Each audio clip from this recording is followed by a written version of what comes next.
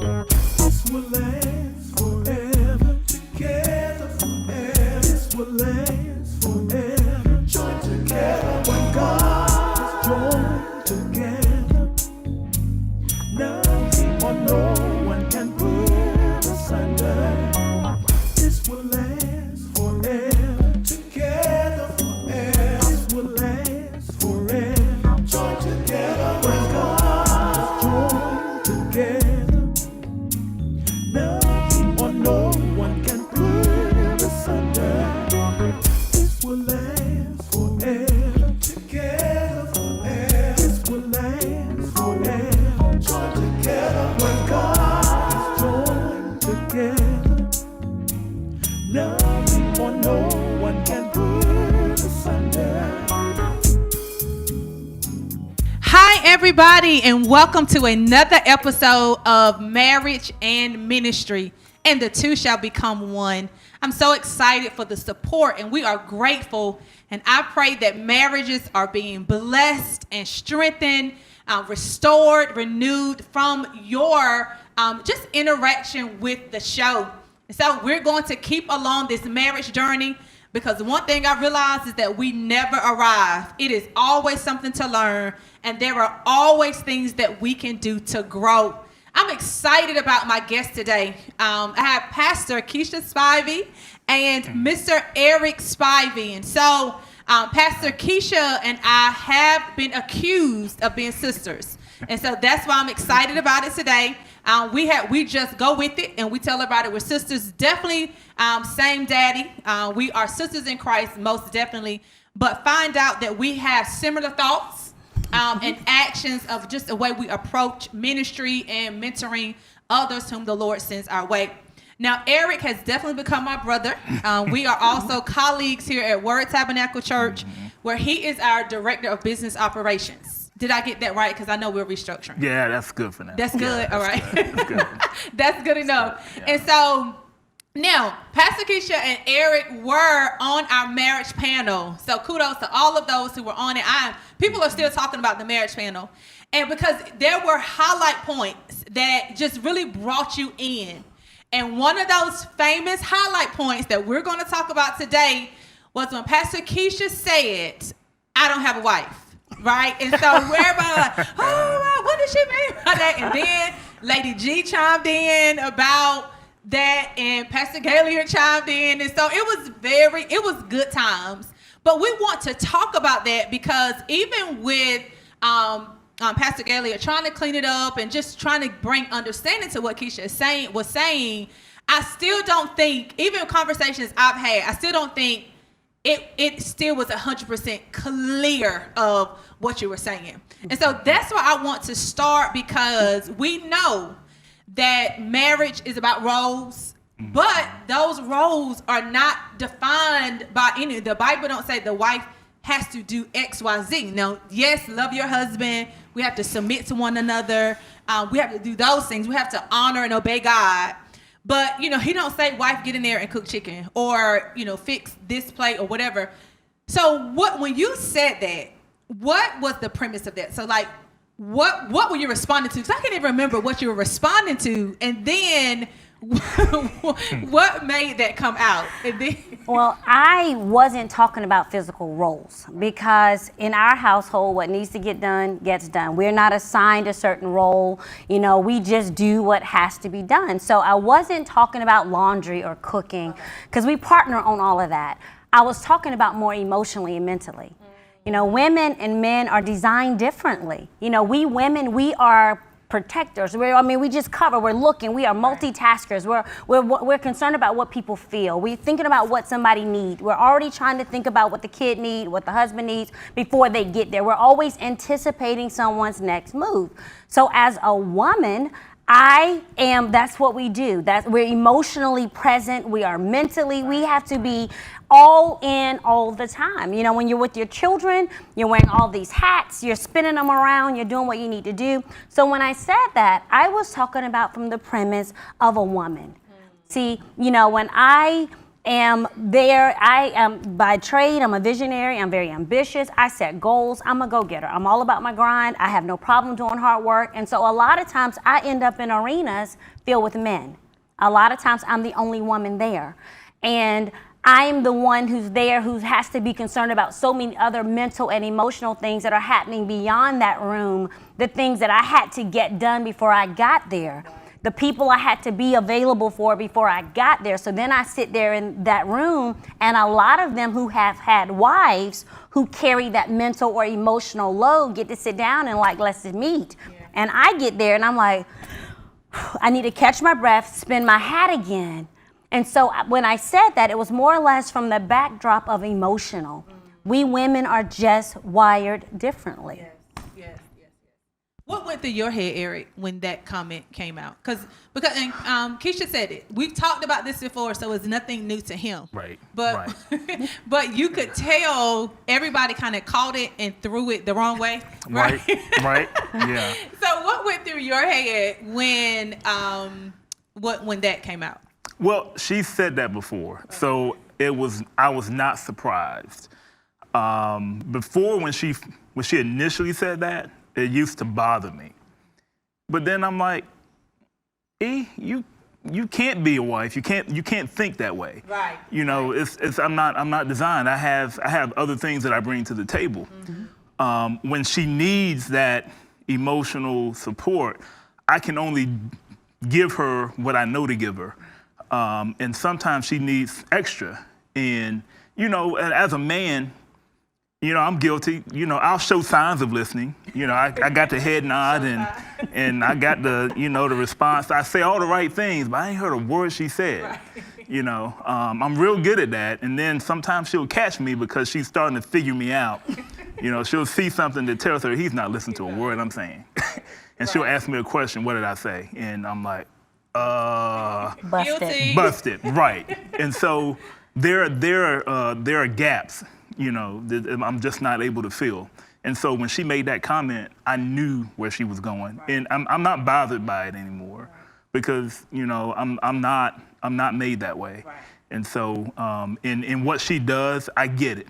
She gets into the room and you have all the men fresh, you know, they ready to meet and ready to handle business, and she's just finished dealing with the kids or dealing with fixing dinner or, you know, trying to make sure dinner's ready before she goes to the meeting. That type of stuff, because I don't cook. Right. Not regularly, you know, that's not what I bring to the table. So those are the things that she was talking about, which I fully understand. So. And I love what came out of both of your responses. It was a confidence in where you've landed with this. Right. And I think a lot of times, and we're talking about oneness and the two shall become one, marriage and ministry, that what hinders people from landing together is they don't have a confidence in each other or just in themselves. And so, Eric, if I must say, you have a calm confidence. And, you know, Pastor Keisha, I call her a powerful person, a powerful pastor. Mm-hmm. So she packs a lot. Yeah. But I've learned that just from being your colleague, when you do speak, because you don't speak a lot, mm-hmm. we need to listen. You know, people need to tune in because what you're going to say, because you don't speak just to be speaking. Right. So how did you all arrive at that? Because I have seen people still married 10 years, 15 years, where they still need so much from the affirmation from the spouse. And I'm not saying you shouldn't affirm your spouse, mm-hmm. but they just not confident in what they bring to the table and vice versa. They're not confident in each other and they're not confident in themselves. How did y'all arrive at that? Because that is what I heard from both of your responses. Like, he said, I don't get bothered anymore. This is where we are. This is who we are. So y'all want to talk about that journey? Yeah, you. I'll let you. I wish I could say it was an easy journey, but it wasn't. I think for us, it became a decision because I am go get it. Let's get her done. I have no problem opening my mouth. If you ask me, I'm going to tell you. Yeah. You don't ask me, I just might. And so that's just my mode. And so for me early on, I wanted him to be more like that. I was like, come on, let's. But what I realized, if he was more like that, we would never Wow. We would run up against each other. We would never get anything accomplished. And I remember just going through a season of not appreciating his gentle strength, where I was wanting or expecting something different. And then what I realized is that's not what I wanted. You know, part of me said, if I had this, if he did this and I did this, we could dance. No, we would fall. Wow. And so what I had to realize is see us as a complementary instead of competition. Right. It wasn't, you know, the day I realized I have the job of having our mouth. I got our mouth. Right. But I also realized he's got our mind. Right. See, a lot of times I'll hold the mic and people give me, you know, credit because I'm the one speaking, but really it's his mind, his wisdom. People don't know how intelligent and how strong he is because he doesn't talk a lot, but I do. So his mind is what works for us. My mouth is able to give breath to what he says. So when we realize that doesn't make one part more important or make one better or weaker or none of that. It just, we had to figure out how to get in unity on that. And the more unified we became on that, the more we were able to accomplish. The faster we could move ahead, the less bickering over the parts, and us just figuring out how to be great at what we were good at, how to take it from being average, how do we become better, how do we make that work, and figuring out the parts that I'm strong, just let me be strong, and the parts that he's strong, let him be strong, and figure out how to maximize the strength and get better at covering each other's weaknesses. Right. Yeah. I would say for me it was rough early on because I was, and I still am, you know, more laid back, not quick to speak, and so of course my wife always ready with a word, right? So at one point it bothered me because it would be Keisha and them, you know, Keisha and them, or you Keisha's husband, right? You know, it was like I was almost invisible because I didn't speak a lot and because she was always out front talking. You know, I don't want to be out front. So what would you expect? So initially I had an issue with that. I was like, you know, I can talk too. So I went through this phase where I was, you know, starting to chime in, you know, starting to say something, have a response, have something to say. And I'm like, it just didn't feel right. It's not me. You know, I don't like to waste words, and I don't like to talk just to hear myself talking. I'm not going to out-talk, out-move. She moves too fast. She walks fast. She's thinking light years ahead of me. I can't keep up. I'm okay with saying that. Right. I can't keep up. But what I can do is I can just keep my pace, right, and I can just keep moving. And that's when I got comfortable doing that, I stopped trying to compete with her.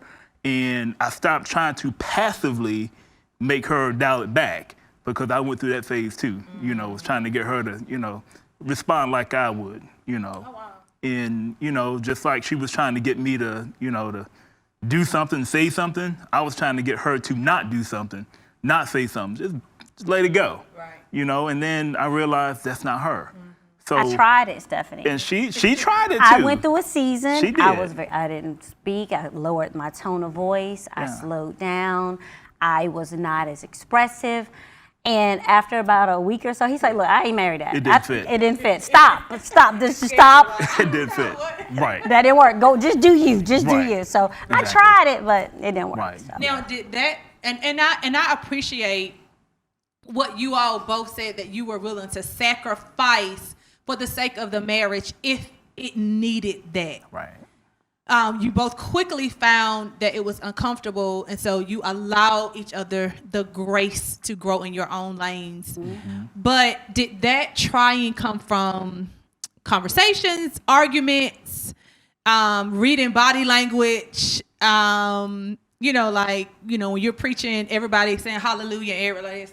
So, like, how did y'all, because it's a part of that process for oneness. Yeah. What were the signs or the indications that, okay, let me try this for a week. Let me dial back to see if that helps, or let me speak up to see if that's what's needed. Right. It was all of the above. I don't think it was one thing. I could look at her and see she wasn't thriving. Oh wow. Okay. She wasn't herself, trying to be me or trying to be like me. And so when I noticed that, the way that she responded, the way that it just wasn't the same. That's not her. You just gotta let her be her, and everything will fall into place. And so I think it was all of the above. We talked, we argued, we did all of that. And I can't say that there was a time that she would be speaking where I was like, that's not me. Right. I might say something in my head. Well, okay, let's talk about that later. Right. But knowing me, Right. I wouldn't. It'll just fall off at some point, because that's how I do. If it won't matter to me 5-10 minutes from now, a lot of times I'll just let it go. Oh wow. That's me. I don't get upset about a lot of stuff. When I'm happy, this is how I look. When I'm sad, this is how I look. I don't change a lot. And so she had to get used to that, because she is from one end to the next. She's happy, she's jumping around. When she's not feeling it, we know it. Everybody knows. We know it. And so, but that's what we bring. That's what she brings. So I would have to say it was all of what you just shared. Yeah. And the only thing I like to add, I think for me, I was getting angry because so many people were misunderstanding my husband. Oh wow. I would get angry because I would see people look past him or not realize what he brought to the table. And so I'm like, let him know show him something, do something, say something, have an opinion. And what I had to realize is what people think of this and how we work. Mm-hmm. And I, remember hearing men, how can he be married to you? Because you're so strong, you're so vocal. And I'm like, because he's got something to say. And I felt like I had to defend him. And I realized I don't. What happens in our house, that's our business. What makes this work? We don't owe anybody, an explanation. I don't have to defend him. He is who he is. Mm-hmm. And if people don't understand that or don't respect that, that's not my issue. Mm-hmm. Yeah. And that's really, really, really good. And I know I have a friend that she's an apostle. She just went through a divorce. Her husband was the bishop or vice versa. I'm not good with titles. But now she has a booming ministry. He's moved on, and it was that conflict. Like he could not respect her shine. Like sometimes it felt like they were competing for shine because he was supposed to be this leader. And when you think about Eric, you have been working in ministry for how many years? Like just like working for a church or working for about six years. 6 years total. Yeah. 6, okay. Years. And so you know your way around the church circle, and I'm sure I've heard you speak before. Yeah, just small crowd, nothing major. Nothing major. I've heard you speak before, right? And like Keisha said, you do have some very profound things to say. Mm-hmm. So I think it's a beautiful place, because I think husbands need cheerleaders, wives need coverings, but when we're competing with each other, we're the opposite of that for each other, and so that can go lacking. Right. And so what advice would you give a couple who? Well, let me say this first. Jason and I will be sitting down to watch this because I see so much of us. We're in your small group. I want to put a plug in for small groups. Thrive groups at Word. We have marriage small groups. Pastor Keisha and Mr. Eric are leaders, and my husband and I are in that small group because we connected with each other. I remember the first night Eric said, I'm just gonna be honest. I don't want to, I don't want to be here. I want to be on my recliner with my feet kicked up. And Jason was like, "We can say that? Oh my God!" So look, when he was sitting in that seat, he said, "I don't want to be here. I'm just gonna be." And I was like, "Yo, he following his leader." So we relate a lot, and I think that's very important. But what advice would you have or counsel for a married couple who they are struggling with that oneness? Like it just, because I remember at times saying to Jason, I'm not the enemy, or him saying to me, we're not competing. Right. Like that, we said a lot in the first 5 to 7 years of our marriage, and when we finally had to understand that that's not an easy thing, like both of you all have said. What words of wisdom, what counsel, what advice would you give a couple who's just struggling? Because that desire is there. If you're married to someone, like you said it perfectly, that desire to dance is there. Like for us to be in sync and to flow, and not in a romanticized way, But real. in a real way, you Right. know. So what counsel advice do y'all have? I would say for me, and it's going to sound real spiritual and people are not going to want to hear this, but when we were in a really, really tough place, I'm talking like, I don't know if we're going to make it place.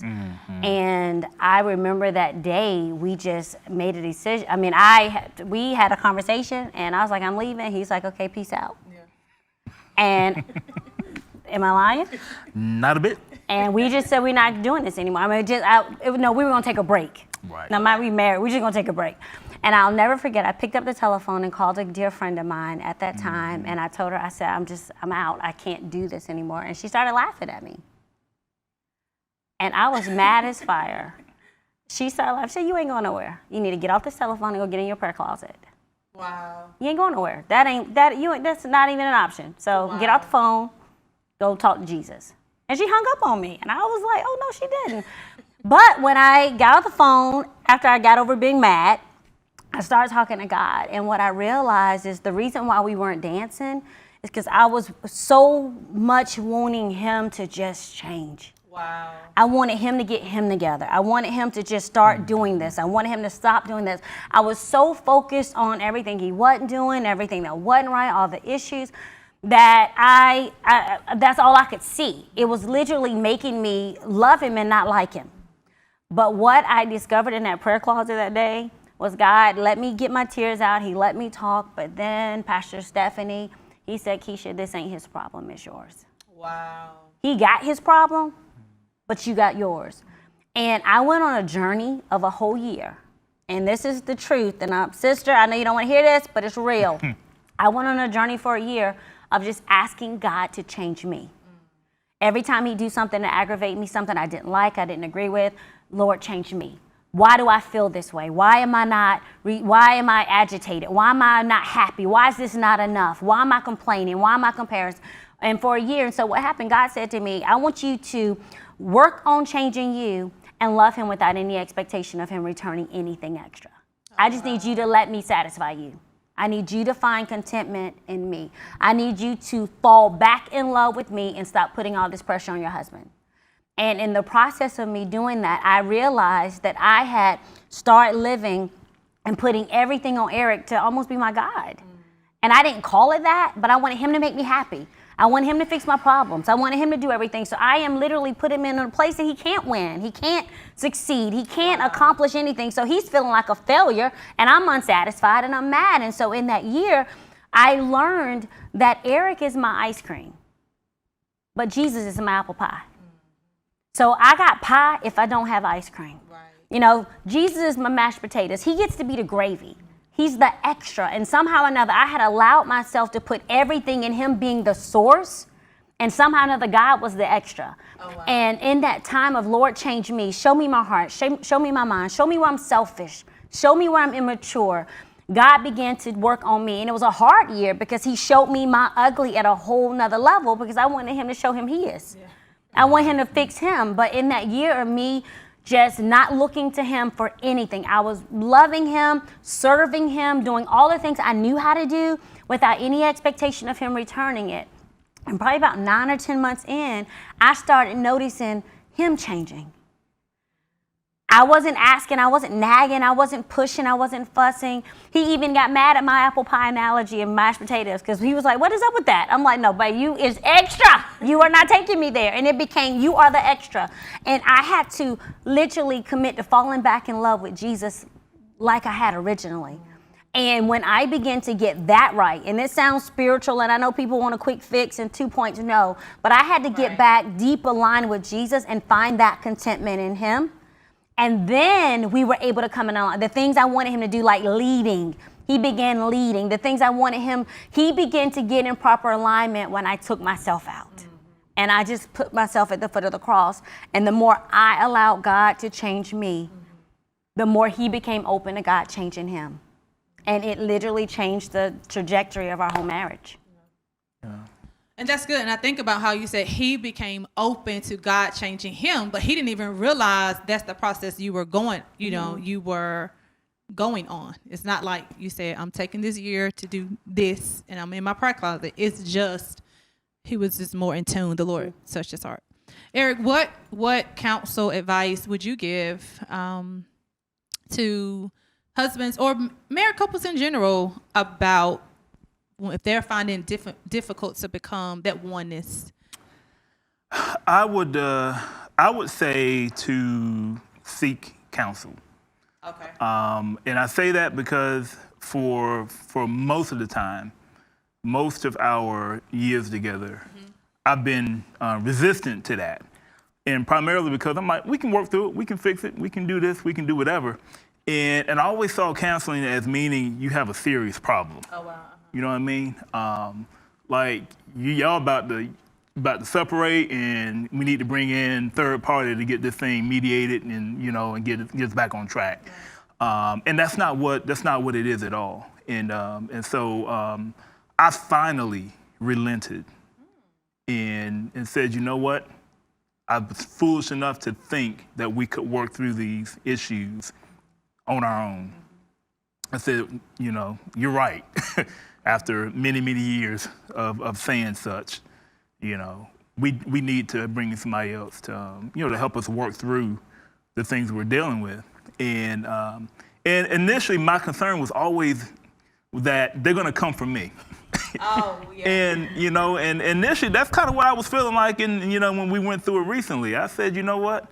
I feel like y'all are vibing, like y'all coming from me, right? And I'm like, I said, so am I really the problem? The whole problem?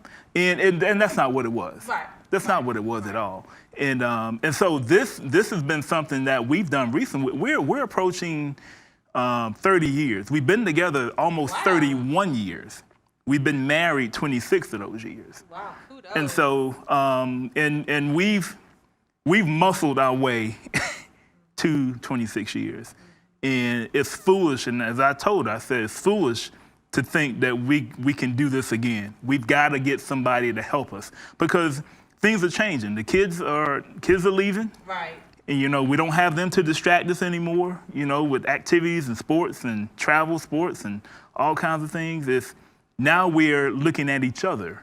And so we've never really we have not been mature in just us. Yeah. When we started this thing out, we were young. How old were y'all? And dumb. How old were y'all? 10 and 11. Wow. No, we weren't. We were 18. 10 and 11. So you were 18. No, right. When you right. met, when you got Well, we've when you known started each other for years. When we started dating, actually 17. Oh, okay. Yeah, 17, yeah. So wow, Yeah. I mean that is young. Yeah. That is young. So yeah, and we got married at 21, 22, something like that. Wow. Yeah. So that's it was young. early. We started the family early. Yes. So it's always been up until recently, the kids and us. And as we began to mature, the kids were still there, and we were still activities and just all kinds of just life. Right. And so when the kids left, we realized, man, this thing is real. Now I am forced to work on things that I had been kind of given okay, we're going to let this slide for right now, but we're going to come back and get this. Well, now it's time to pay. I'm here, and now I've got some things that I, as a husband, have to work on because we don't have, and I should have been working on things anyway. Let me just throw that out there. It's not now that the kids are gone or leaving, or let's pick this up. No, I should have picked this up years ago. And now it's glaring, hey. And so seek counsel, get some help. Don't be afraid to bare your soul, and get some help because it's hard. It's hard work. It's hard work. Now, and I know counsel is, what you all receive from counsel is personal, meaning it is specific to you all. Right. But are there some big nuggets that came out like aha moments for you all that can help everyone else? Like things you didn't realize that came out, and you can generalize. You don't have to tell personal details, but that can help. That can help our audience. That that can help. Like, oh, I never thought about that. The things to consider. One of the things that because you can talk and you can have full conversation, and what you're saying is not what your spouse is hearing. And so you're holding your spouse accountable to what you said. However, they didn't hear that. They are hearing through experiences, they're hearing through wounds, they're hearing through past mistakes, they're hearing through stuff that you didn't say before. It gets filtered through their lens. And so for us, counseling was really, really good because I'm saying this, but that's not what he's hearing. He's saying that's not what I'm hearing. So us literally getting the filter out and saying, okay, let me understand what you're saying so that I hear it and it's landing on me, so that what you're trying to communicate is what I'm getting. So if he's communicating to me one thing and I'm hearing something else, I'm responding based on my hearing, not necessarily what he's saying. So us getting to a place of learning how to not talk over, because like he said, with the kids, we're in this thing. We ain't going nowhere. We're not quitting. This thing is gonna be it. But we want this next leg, as we were talking about, the kids been gone now. We want our marriage to be a shining beacon of the goodness of God. We don't want anything hidden, because when you have kids, you got so much activities. Then he's in ministry, I'm in ministry. There's always these other things. Right. Now that this is what we have, this is our ministry. So let's make it be what it's supposed to be. Yes. Let's show people that yes, it's difficult, but it's beautiful and it's wonderful and it's aggravating. However, it's a gift. So we have to be able to communicate in a way that we're being heard and listened to and responding based on what is being said, not based on what I feel. Yeah. So. Yeah, I will have to piggyback on because he used the word land. He used that. It was, but it made sense. Right. It take more time to frame your words, before sharing them, because sometimes we would share things out of emotion, and that's all we would hear. That's how it landed. So take some time to frame your words, and then share your thoughts. And for me, I'm not a quick responder. So I like my processor is slow. So when she says something to me, I don't always have an immediate response. And that was something that used to irritate her, because she's ready then. She's ready right now. We're gonna talk about this right now, and I need a response right now, because I'm ready. And I'm like, I need some time to think about it. And so that was something that we both, it's okay to take some time to think, because I don't want to respond out of emotion or be defensive or not take time to hear what she was saying. So take some time to frame your thoughts, and just be mindful of what you're saying and how it lands on the other side. One other thing too is be mindful that you're different than you were 2 years ago. You should be changing. So the way things were 10 years ago, that's not how you should be growing. You should be becoming. And so for us, realizing that we are two different people than we were at 17 years old. We are rearing children. We're complete. Our experiences have brought us to a different place, and sometimes it takes someone else to help you talk through how you really feel about that. Mm-hmm. What your fears are, what your concerns are, what you want. So having someone ask you those questions to make you dig deep gives you a platform to be authentic and vulnerable. And we don't have that, because a lot of times we're too busy doing life and going through the processes that you really don't allow yourselves those spaces to be vulnerable and safe. Yeah. So. And I know, it has been 30 minutes, but I want to talk about another popular statement that I know you have been getting a lot of feedback on, was how to be a strong woman versus a woman of strength. So do you mind if we stay and talk about that submission for the wives? we're going to release Mr. get it. Eric. Actually, I had games. I wanted to play games, but as you see, they have so much counsel, so much wisdom that we didn't have time for games, and so we wanted to glean from them. And I really appreciate you all. And I know you are starting churches in Africa. I know you are saving the world. I know you both are just doing a lot. But I think I heard you mention earlier when you do kind of marriage coaching for couples. Do you do marriage couple? Okay. Mm-hmm. So I would say, y'all, you've heard it today on Marriage and Ministry, the wisdom that Keisha and Eric has. And it's not just book knowledge. I know they're very learned and educated. It's experience. It's what Eric said. We fought through. We have fought through this thing. And so if you are struggling in your marriage, if you just need, as Eric mentioned and Keisha mentioned, just that voice of reason, that person to say, no, that's not what they're saying. That's just what you're hearing.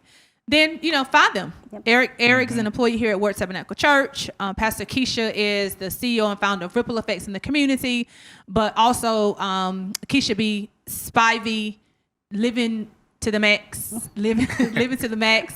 She's on Facebook, and she has phenomenal rates for coaching, and I know she does that, and I know that they together. It's not about profit for them. I love that. It's about you profiting, you benefiting from that. And so thank you all so much. Thank you. I really hope that our audience will take advantage of all of the wisdom and counsel. And Eric, I promise I'm leaving you alone. Hey, every time I get it. he, but he does so well. He does. And you do so well. Y'all both have done so very well. So we're going to release our brother Eric, and Pastor Keisha and I are going to just have some wife chat. We're going to talk about this thing called submission and what that looks like. And she's going to give us some very practical things to consider and to do, wives, because I think if we can get in line with God's order of marriage, and not just because I was talking to Terry Regal, he works in our media ministry.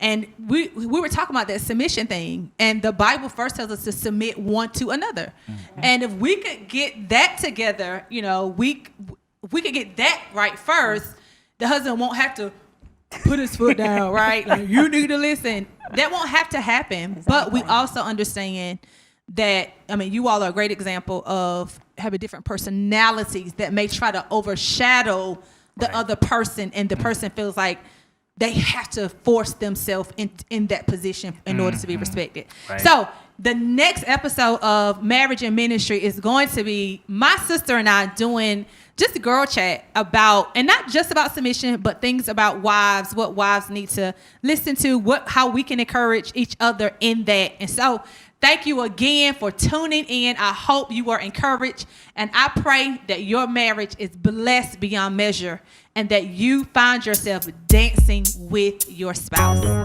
Enjoy. Forever together, forever. This will last forever. Join together when God is joined together. Nothing or no one can put asunder. This will last forever together, forever. This will last forever. Join together when God is joined together. Nothing or no one can put asunder. This will last forever together, forever. This will last forever. Join together when God is joined together. Nothing